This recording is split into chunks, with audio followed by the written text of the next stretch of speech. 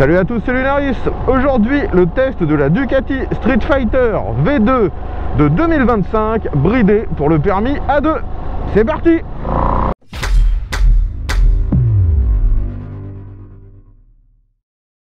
Les amis, aujourd'hui, j'ai de nouveau la possibilité de vous présenter une Ducati toute neuve grâce à la concession Desmo Rouen. Si vous suivez mes tests régulièrement, vous savez que ça fait maintenant plusieurs années qu'ils me prêtent régulièrement les nouveautés italiennes de chez Ducati. Merci encore à eux pour le prêt.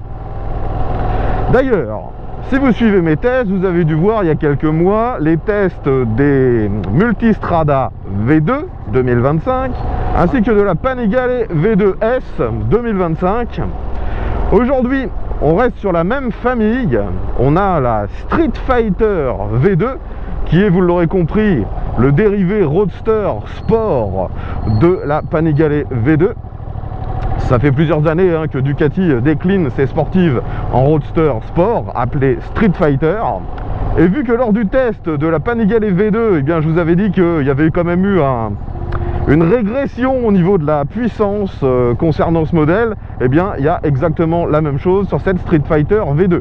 Le modèle précédent développé dans les 150 chevaux, aujourd'hui on a le nouveau moteur 890 cm3 qui développe à son plein potentiel 120 chevaux. Mais comme vous l'aurez compris, aujourd'hui il s'agit d'une version compatible avec le permis A2. Donc je rappelle que ça implique que la moto ne peut pas dépasser les 95 chevaux. Donc elle est au maximum à 95, cette version A2. Et en plus elle est rebridée à 47,5. Donc on est très loin du plein potentiel de la machine. Mais visiblement il doit y avoir une clientèle pour ce segment de moto, vu que la plupart des marques maintenant proposent ce genre de grosse cylindrée sportive en version A2. Et ce moteur est vendu comme le plus léger des V2 produits par Ducati, ce qui fait que la moto, même avec le réservoir plein, avec 14 litres, elle ne pèse que 190 kg. La moto que je vous présente aujourd'hui, donc c'est la V2. Sachez qu'il y a également une V2S au catalogue. Donc là, c'est l'entrée de gamme et elle n'a aucune accessoirisation. Elle est telle quelle quand vous la prenez sans rien d'autre au catalogue.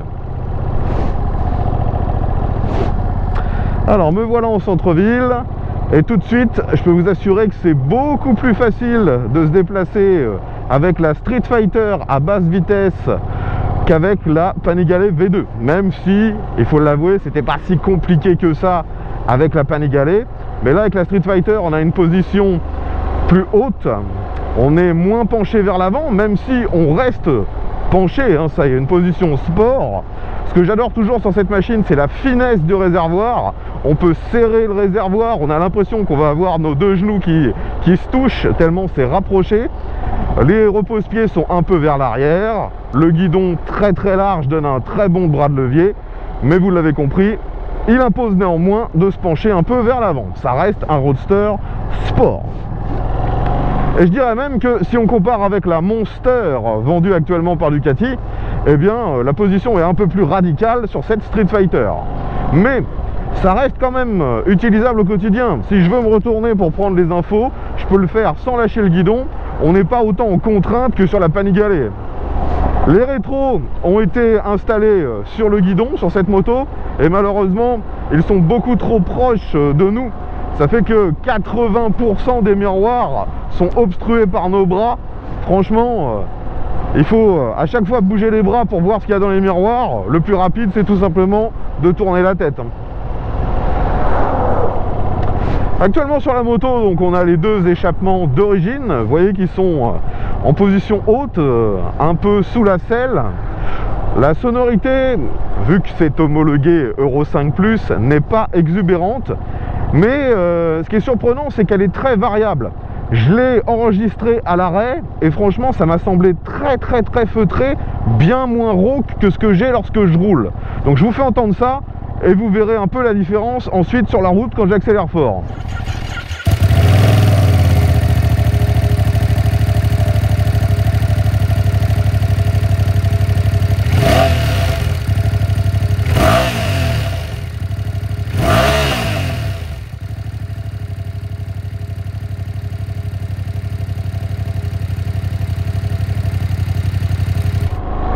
Allez, ici j'accélère un peu.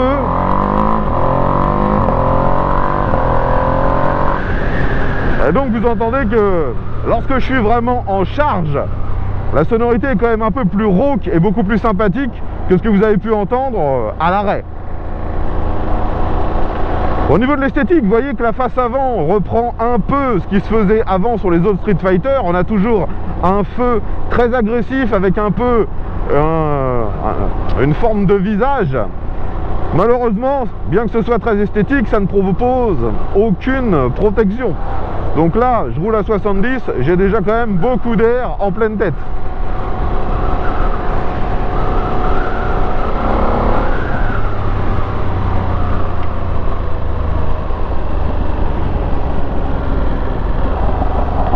Donc cette moto est équipée d'un shifter, hein, le même que sur la Panigale, et pour l'instant ça fonctionne parfaitement, qu'on soit à basse vitesse, en charge ou pas, aucun problème. Ici, je suis à basse vitesse, je suis en deuxième, sur un passage à très basse vitesse, j'étais à 20 km/h. Vous voyez que ce moteur, contrairement aux anciennes Ducati, est très souple à bas régime, c'est très surprenant pour moi, et ça se manœuvre vraiment avec aisance.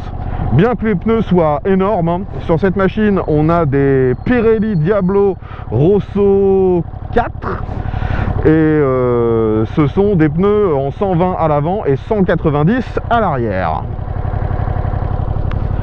Donc les amis, bien qu'il s'agisse d'une version bridée pour le permis A2, on retrouve exactement la même électronique que sur les autres. Donc on a les différents modes de conduite. On a un mode pour la pluie. Aujourd'hui, il fait beau, je ne l'utiliserai pas. On a le mode road que j'utilisais jusqu'ici. Ensuite, on a le mode sport. Et pour finir, on a le mode race. Donc, ce que je vais faire aujourd'hui, afin de vraiment voir une différence, je vais faire une première fois l'accélération ici en mode road. Et dans un deuxième temps, je me mettrai carrément en mode race. Vu qu'on est limité à 47,5 chevaux, je vois pas trop l'intérêt de me mettre en mode sport. À mon avis, ça doit être très proche du mode race, juste avec peut-être un petit peu plus de sécurité. Que vous dire d'autre? On a bien sûr le shifter, je vous en ai déjà parlé, on a l'ABS, on a un traction control, on a un wheeling control, on a une gestion du frein moteur, on a tout. On trouve tout le package électronique. D'ailleurs, vous voyez que là, je suis sur un affichage sur l'écran qui me permet aussi d'avoir ma puissance en temps réel et le couple en temps réel. Et j'ai vérifié, c'est vraiment réétalonné pour une moto bridée. Donc ça, c'est très bien. On sait quand passer les vitesses une fois qu'on est arrivé à 100% de puissance. Et c'est parti. Voyons comment ça se comporte. Donc, je rappelle, là, 47,5 chevaux pour 190 kg. C'est parti.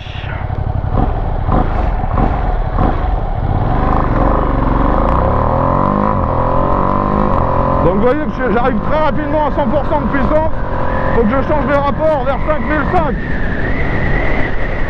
Et donc j'ai réussi à atteindre les 100 km/h très rapidement. On atteint très rapidement donc les 100% de puissance. Il n'y a pas besoin de faire grimper le moteur à 10 000 tours. Après on peut jouer sur la boîte de vitesse. Et ça fonctionne plutôt bien et la sensation est très bonne pour une moto bridée. On n'a pas vraiment l'impression d'être sur une machine castrée. Après c'est vrai que quand, comme moi, vous avez déjà utilisé ce moteur à son plein potentiel, vous voyez bien qu'au-delà des 5500 tours, ça marche pas normalement. Mais pour quelqu'un qui n'a pas connu la moto à son plein potentiel, c'est pas vraiment choquant.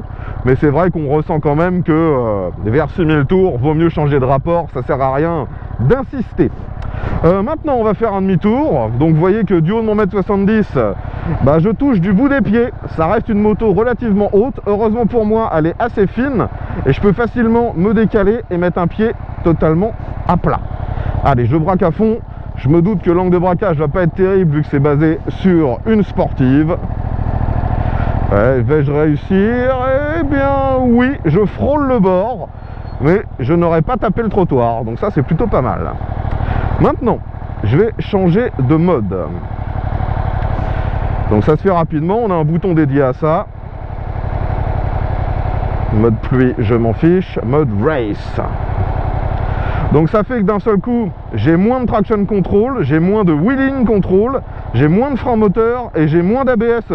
Et le moteur, lui, est à son plein potentiel bridé. Dans tous les cas, je pense de toute façon que la puissance bridée change pas énormément d'un mode à l'autre. C'est plus les aides électroniques. Allez, bah c'est reparti. Et ensuite, on va tester le freinage.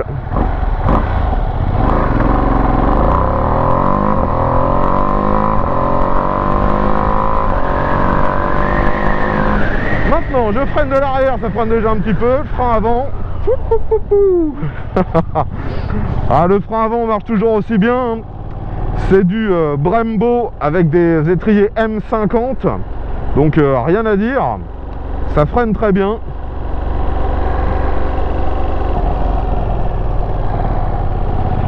Et vous voyez qu'on retrouve les mêmes leviers réglables que sur la Panigale V2. Et je retrouve exactement le même problème, c'est-à-dire que bien qu'il soit réglable, la plage de réglage n'est pas suffisamment grande pour moi. Même en les mettant au plus près, je les trouve toujours très légèrement trop loin pour moi.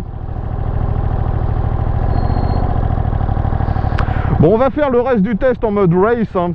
Je pense que c'est le plus fun pour cette machine bridée.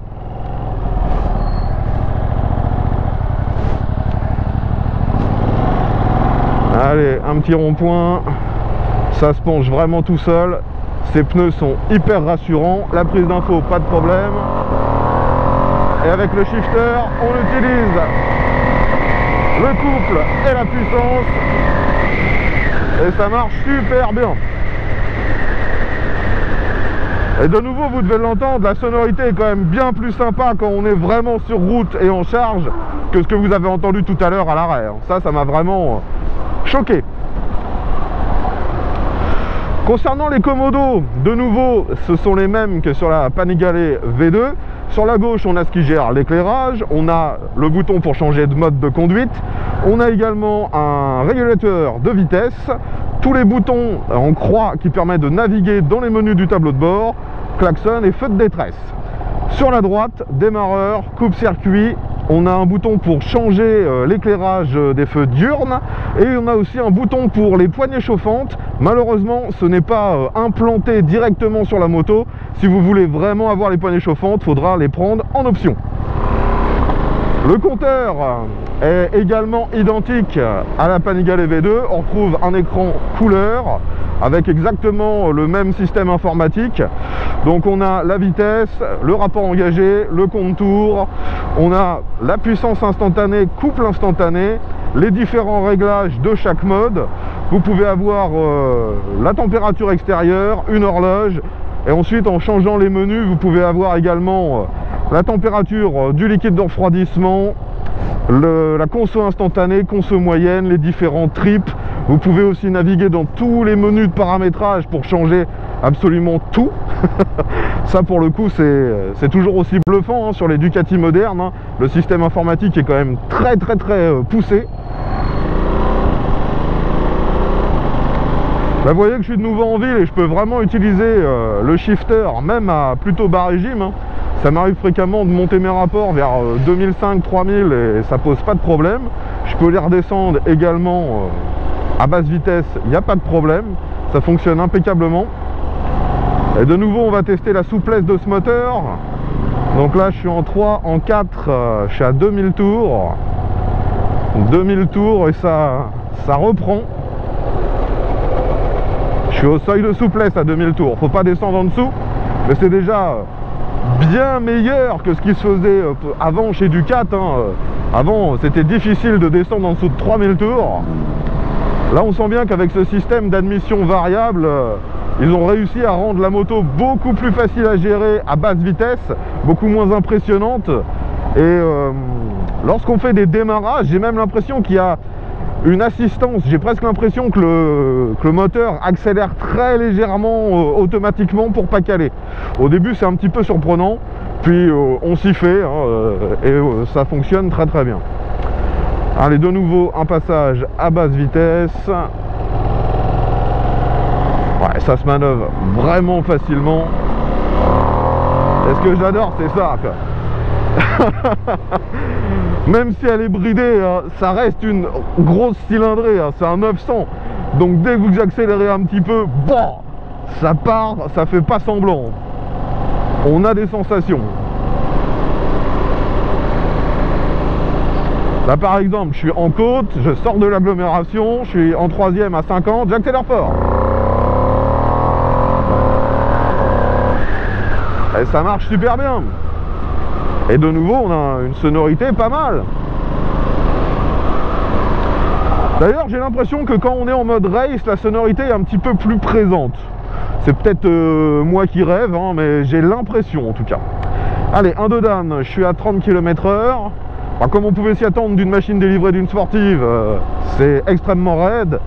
On a à l'avant une fourche inversée qui est réglable et à l'arrière un amortisseur sur le côté gauche qui lui aussi est réglable. C'est une belle pièce avec une bonbonne séparée. Mais sachez que si vous voulez du Öhlins, il faut impérativement prendre la finition S. Aujourd'hui, c'est d'autres équipementiers, mais franchement, le matériel a l'air d'être déjà très très bon.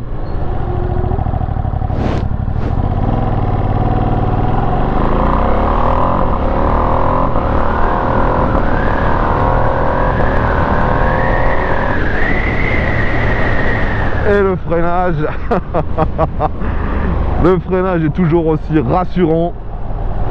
Finalement, je peux comprendre que certains, même bridés en A2, décident de prendre ce genre de moto, car avec la cylindrée, on a l'impression d'avoir plus gros que... on a l'impression vraiment d'avoir une grosse.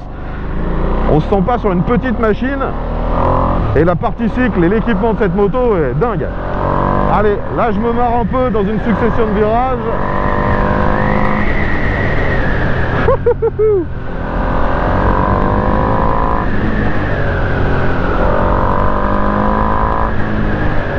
Ah, de nouveau, hein, on le sent qu'il y a une bride vers 5000 tours. Mais si on reste justement sur la plage parfaite entre 4 et 5000, la moto est vraiment fun. Allez, je dirais même entre 4 et 6000. C'est ultra sympa.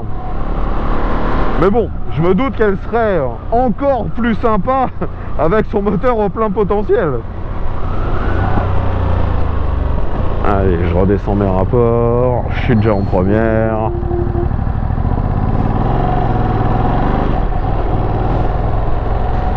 Ça se penche sans problème. Prise d'info, pas de problème. Et on va dépasser ce poids lourd.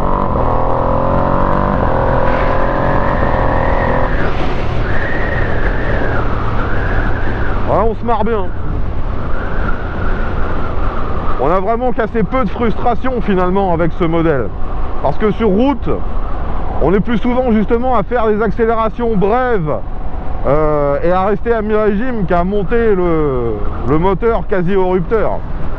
Donc finalement en version bridée, c'est pas frustrant du tout.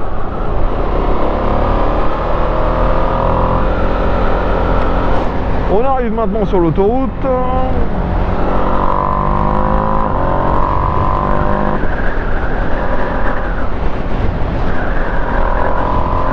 Bon, pas de problème pour dépasser pour l'instant. Là je suis en 6 à 120. Je suis un peu près 5000 tours. Je vais faire un dépassement.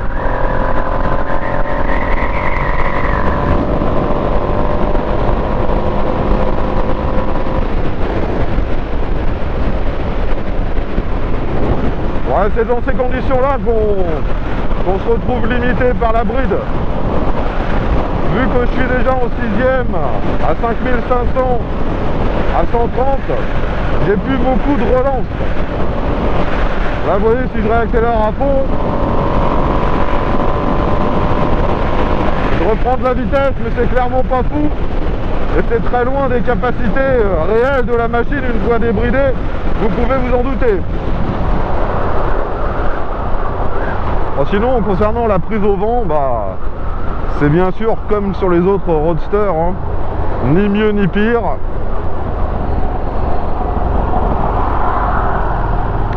Concernant l'éclairage, on a bien sûr des LED, c'est une machine très moderne.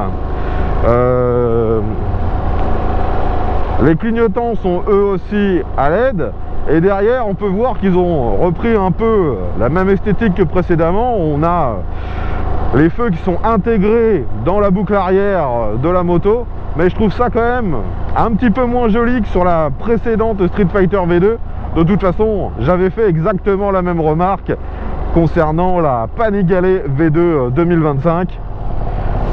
Même si ces motos sont super jolies, je trouve que la génération précédente était encore un cran au-dessus.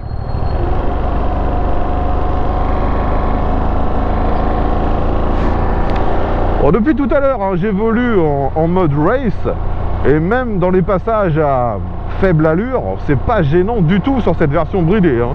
La moto reste parfaitement contrôlable en toutes circonstances. C'est parti pour une dernière accélération.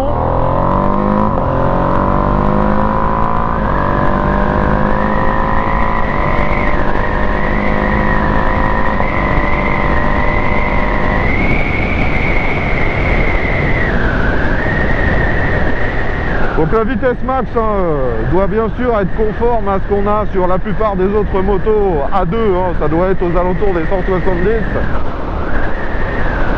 Faut pas s'attendre à mieux. Mais l'accélération est quand même bien sympathique. Allez, un dernier freinage. J'adore toujours autant ce frein, quoi. Donc au niveau dynamique, hein, si on doit résumer, cette version A2 n'a quasiment rien à se reprocher. Le bridage est plutôt bien fait, pas trop frustrant. Et on retrouve tout le reste, c'est la même chose que sur une version classique, hein. Donc c'est une machine très bien équipée, même en finition normale. Je rappelle qu'il y a aussi une finition S qui est encore plus haut de gamme. Au niveau des aspects pratiques, comme d'habitude sur ce genre de moto, il n'y a vraiment pas grand chose. Là on est sur la finition V2 comme je vous l'ai dit, donc elle est en biplace. Alors que si vous la prenez en V2S, elle sera d'origine en monoplace. On a la même distinction quand vous prenez actuellement la Panigale V2 ou la V2S. Donc là, elle est en biplace, donc vous pouvez rouler à deux, il n'y a pas de problème. Même si ce sera le même confort que sur une sportive, hein, la selle est très étroite et je pense pas que ce soit agréable sur le long terme d'être derrière.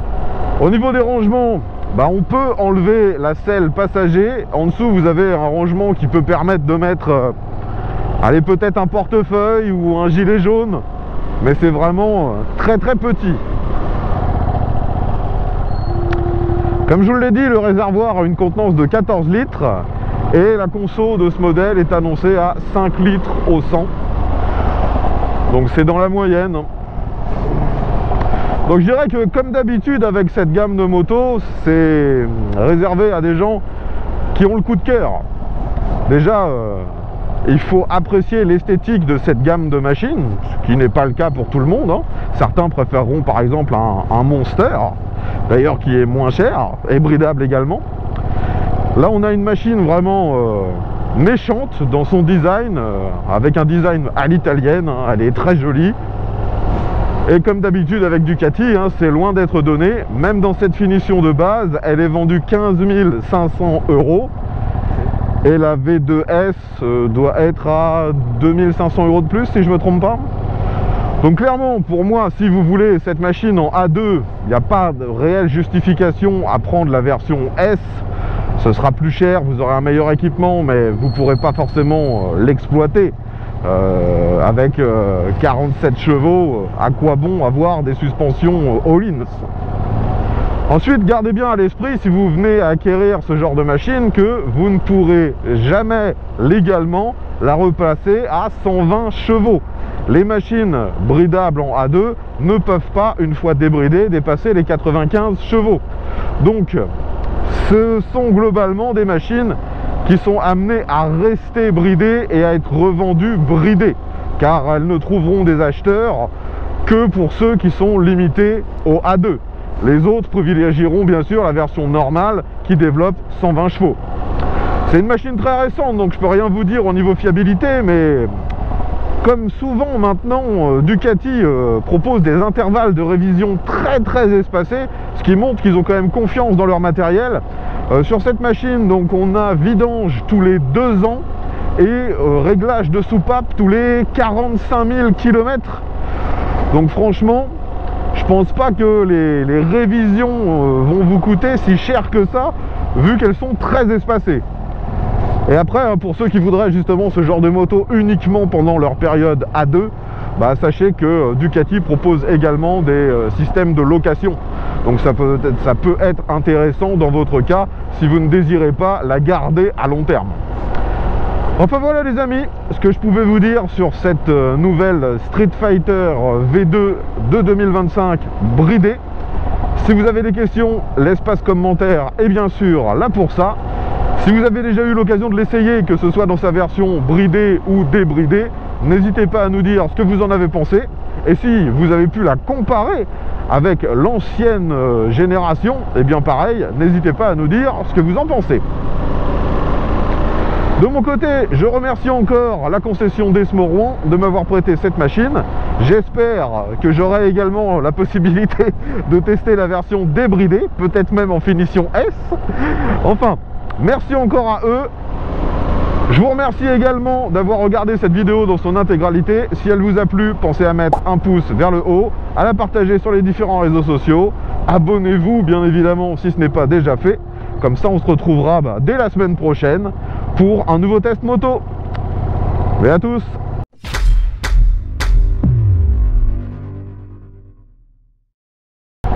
Même si les puristes Ducati vont de nouveau regretter que cette machine soit moins exubérante, un peu moins jolie et un peu moins performante que le modèle précédent, il semblerait qu'au niveau commercial, ce qu'ils ont fait soit une vraie réussite, vu que les ventes de ces modèles sont bien supérieures à ce qu'ils vendaient avec la précédente génération. Donc finalement, le fait d'être un peu plus accessible au plus grand nombre attire une nouvelle clientèle vers ce genre de machine.